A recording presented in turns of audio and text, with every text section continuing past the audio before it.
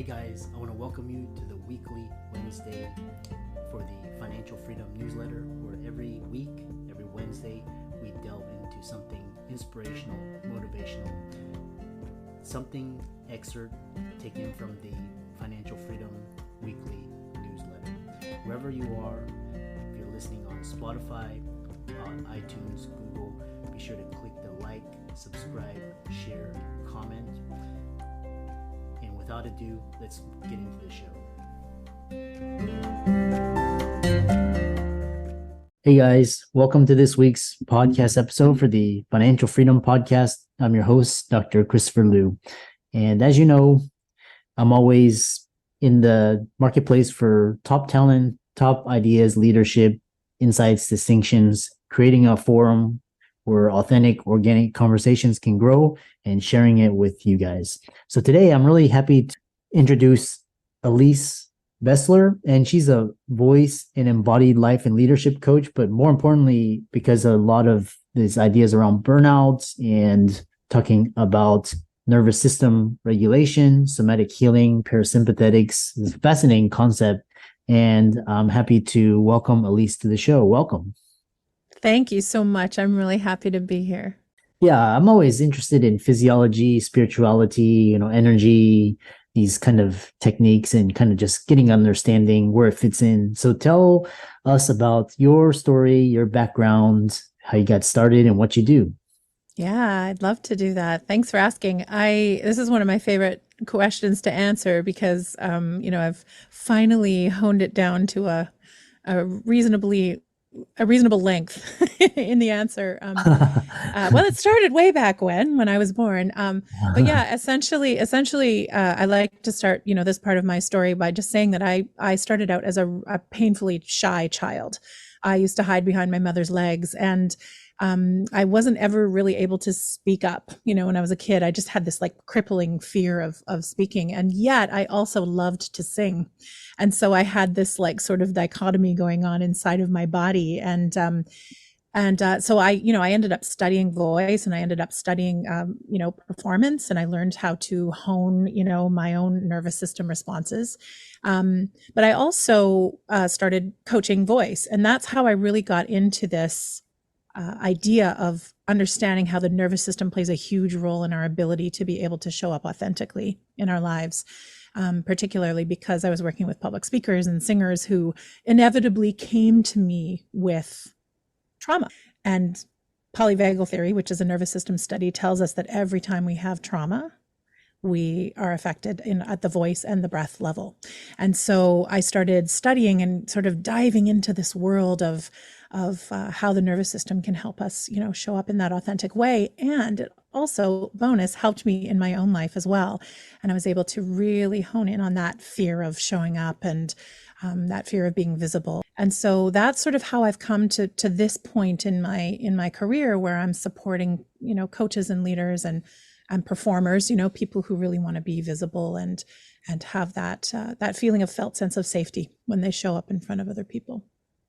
I love that. And I love this really fascinating how you came to this through voice and basically how people are expressive. And, the first thing to go is your voice, which is quite very, I've never heard of that aspect. But so, you mentioned something called polyvagal theory and kind of just for the audience, just kind of big overview, and then we'll get into, your work.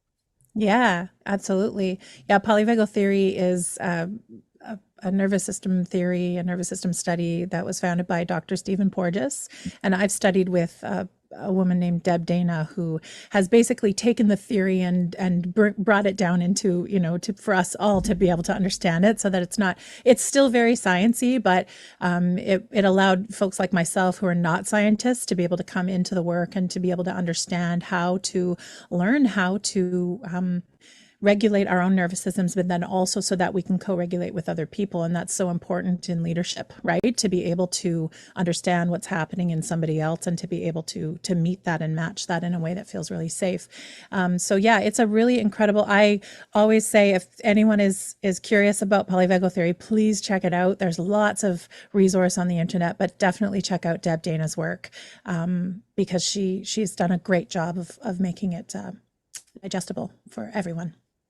Yeah, yeah. I think the book that you're referring to, and I was reading, I was like, it was reminding me of physiology back in, first year of medical school, just kind of talking about parasympathetics. And what's interesting is, because you mentioned this idea, the voice and the breath are the first thing to go, but then, talking to healers and coaches, life coaches, they said it all starts with the breath. So, which is kind of the entry, the gateway for regulating your, mind and emotion. One thing you talk about is where does nervous system regulation fall in your coaching and leadership? Is number one. It's number one. It's that felt sense of safety. From a neurosomatic perspective, and again, this is the work that I've studied, and I've been mentored in, when we explore changing the signal, right? The signal that comes from the body to the brain, like 80% of our felt sense of safety comes from the signals that our body is giving our brain, right? And so if we can sort of shift the quality, the quality of the lead, if you will, coming into the brain, at that felt sense of safety on an embodied level, there's just so much more possible, because the outputs that the brain creates is just, it's less threat, right? It's not seeing as much threat. And so nervous system stuff is where we begin, and it's where we continue when I'm working with my one-to-one clients. And I also work in groups and retreat format and, in group programs and stuff. But yeah, it's number one. Like, I think it's most important. And in polyvagal theory, we're talking, it's, specifically talking about the vagus nerve. And I'm assuming, I know you have a lot of physicians that listen to your podcast, so they know what the vagus nerve is. But yeah, just like really allowing ourselves to be able to vacillate between those mobilized states and those states that are a little bit more, in that calm state. I don't want to speak for everybody, but I think the majority of the world is kind of in this heightened state right now, right? Particularly people who are in, leadership positions and people who are supporting other people, right? And also just like consuming the media, everything that we're consuming really keeps us in that heightened state. And so anytime we can get into that calm state and that parasympathetic state, I think it's bonus, right? No matter what you're doing in your life, whether it's work or just your personal life. That's what I've discovered through this two plus decades of doing this work. Yeah. And what's interesting is, because you described this, I was going to talk about especially in settings where there's a lot of dysfunction and toxicity, jockeying in the medical profession, like, ERs, operating rooms. It's very, highly, high stakes, and emotions are running high. And this idea of nervous system regulation in these environments, and talking about setting boundaries why is it so hard for some people? Their voice shakes, self-doubt. They can't show up with confidence. What's going on there? Capacity, right? I think I actually work with a couple of physicians that are on my coaching roster right now, and we talk about like how to adjust in a moment, because you're right, it's literally life and death, right? You're talking about either, being present to be able to support somebody through a healing process or not. So when I say capacity, I mean like practicing of those moments is what allows us to be able to be in that state of regulation, or to be able to regulate when we've had, when we're dealing with trauma, right? Whether we're holding space for it or we're experiencing it ourselves, right? So I always say that it's the work that we do outside, or the practice or the ritual of regulating our nervous system outside of the moments that we need it the most, that are going to give us the access to it when we need it the most. I've heard that term, holding space. What describe that to me, what it feels like or what it looks like? I've heard that term. Mm. To me, holding space just means that as the leader or as the person, say we're speaking of physicians, as the person who is considered, the expert or the person in the room that everyone looks to be able to hold space for all of the emotions and all of the energies that show up in the room, and to be able to, almost like, I kind of picture it almost like a juggling, right? And to be able to do that from a regulated place is such a gift, because then we as the space holders aren't triggered, right? Or we don't act on our triggers if somebody is responding in a way that that may not align with our own, with the way we view the world or the way we show up, right? So holding space to me just means, safety, right? Creating safety and allowing people to explore whatever they need to explore in any given moment, so that we can support them in whatever way we need to. Yeah. The other question I have is some people are highly sensitive to their environments, and especially for physicians, this idea of nervous system regulation. But at some points, is it better to find environments that are not as that are not, especially for empaths and people, just kind of is it better for them to find careers or environments or situations where they're not exposed to all of that? And tell us more about that. Well, I would never tell anyone. I would never, presume to tell anyone what to do with their life. But I do know that, when we're working in high stress environments, that it can sometimes, it can take a toll. I shouldn't say sometimes, it takes a toll, on our own physical and mental and emotional and spiritual health. And so I do think that, like, what I'm curious about in my work, when I'm working with leaders, is like, how can you make it work for you? And I know we're talking about systems, like, and I'm from Canada. I think you're in the United States. Am I right there? Or are you in Canada as well? I'm in the States. You're in the States, yeah. So in Canada, we have a social medical system. And so the physicians that I'm working with right now, there's two in particular, and it's not my specialty to work with physicians. It just happens to be that these two folks that I'm working with are physicians. It's different because it's a public system, right? And so, and I don't know what the system is like in the United States for doctors and for people in healthcare, but I do know that there might be ways, and this is just sort of when we can start getting curious about ways to make the system work for you. And I believe that that's how we can change systems, particularly systems that aren't serving to everyone, right? I don't know if that answered your question or not, but I do think that, yeah, like, to make it work for yourself, like if that meant working less hours, or if it meant like being in medicine or being in your chosen field, but doing it in a way that feels a little bit more aligned for you, whether it be scheduling or the populations you're working with, all of that. So I think it could be beneficial because it almost like takes the load off in some way. But I also know that a lot of doctors are pretty passionate about what they do. And so if this piece that I mentioned a couple of minutes ago is that the capacity is a little more expanded, then it might not feel as challenging and the burnout rates might be less, right? Mm-hmm. If we're approaching it from a more regulated and a soul aligned space. And I know that soul aligned might not show up in the world of medicine all the time, but I think that's important too. Like, it has to fill your soul, right? Yeah, the main thing that really resonated with me is creating more space and creating your capacity, which is really interesting. One thing is also boundaries and setting boundaries with confidence and dealing with, corporate bullies and these I call them leeches, whatever you want. But how do you setting boundaries, with confidence and kind of standing up to people, etc. Yeah. And you did ask me about that before and I didn't answer. So thank you for swinging back around.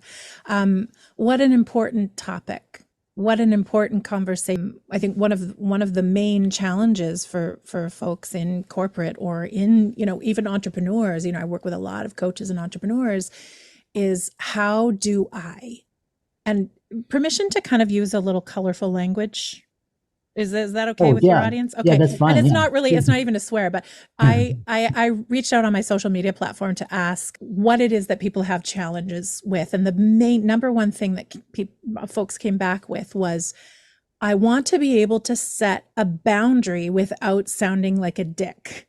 Right. And the thing is that I think we know boundaries. We've viewed or learned of boundaries as being really hard and rigid. Like that's what we've witnessed boundaries being. And so, of course, like that's a kind of a threat to our brain, right? Because we don't necessarily want to be hard or rigid, or maybe we do, but it doesn't feel good afterwards, right? Like we kind of walk away with that, like, oh, maybe I shouldn't have said that, or I shouldn't have been, such a jerk, right? And that's actually a quote. Like literally somebody said that. They're like, I want to be able to do this without being that, right? But I think that a really important way, and this is kind of a multi-faceted situation to be able to work through, but the most important piece is to actually check in with ourselves first, right? What sensation am I feeling? And this is before we even respond. How does that make me feel? And I'm going to put that in quotes. So it could be feeling physical sensation, like maybe it makes my heart rate rise up when the bully comes and leeches. I like that word, that leeches onto Parasite. onto you or onto the, yeah. That's like really checking in with oneself, right? And then stating, and there's actually a format of communication training that I've done as well called nonviolent communication. And it's a really great way to just like call someone out, call someone into the conversation and say, hey, you know what? I heard that. I heard what you just said. That actually doesn't feel great for me, right? What I'm interested in is, and then you can state what you're interested in, and then say, I'm not interested in hearing that, or that is not how we're going to be having this conversation, or I don't want to be having that conversation with you in that way. What's possible, right? Throw it back to them with a question. Are you open to having this conversation in a way that feels a little bit more respectful? If not, then it becomes that hard, rigid place, right? And there's kind of two parts to the anatomy of a boundary, right? It's like calling someone into the conversation. I don't say calling out, even though I think I said calling out a couple minutes ago, but calling someone into the conversation. And then the second half of it is where the actual boundary comes. It's like an if by when. So if we can't have a conversation that's more respectful, I'm not going to be able to continue this conversation with you. That's the actual boundary, right? So it's not necessarily the like calling out or the in, it's the actual if by when, right? It's the like, I'm not interested in that. So if you'd like to have a conversation with me that feels a little bit more respectful to both of us, then I'm totally open to having that conversation, right? Yeah. So again, it's multifaceted, right? There's a lot to boundary, but I do think that it comes down to nervous system stuff again, right? Like if we're not comfortable at a like feeling safe at an embodied level to be able to speak up, are we going to feel comfortable setting a boundary or even opening up the conversation? Yeah, really fascinating. And it's kind of like I love this idea where you're just kind of using your nervous system and kind of dealing with different environments, people, etc. Can be applied to a lot of different aspects of life. How can people contact you, follow you, check out your social media, work with you? Sure. Yeah. Thank you for that, because I love to be able to share this too if people want to stay connected with me. On Instagram, I'm at Elise Besler. I have a podcast myself called The Embodied Leader. It's The Embodied Leader on Spotify, Apple, Google. And then my website is elisebesler.com. And yeah, you can check my work out there. And if you want to connect with me, I'm available. Yeah. And for all the audience out there, let's thank Elise for coming onto the show. Like I said, really interesting how stress and trauma manifests itself, and using the breath, expressing, creating boundaries, dealing with toxic environments. And with that, thanks so much for coming onto the podcast. Great. Thank you for having me.